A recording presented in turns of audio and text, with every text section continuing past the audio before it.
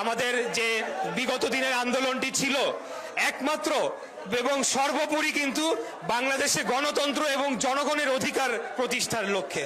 অতএব আমাদের আন্দোলনের একটা ধাপ আমরা পার করতে পেরেছি, একটা পথ আমরা পাড়ি দিয়েছি, কিন্তু আমাদের যে চূড়ান্ত লক্ষ্য বাংলাদেশে গণতন্ত্র প্রতিষ্ঠা হবে, একটি জনগণের সরাসরি ভোটে নির্বাচিত জনগণের সরকার প্রতিষ্ঠা হবে, সেটা কিন্তু এখনো আমরা পাই নাই।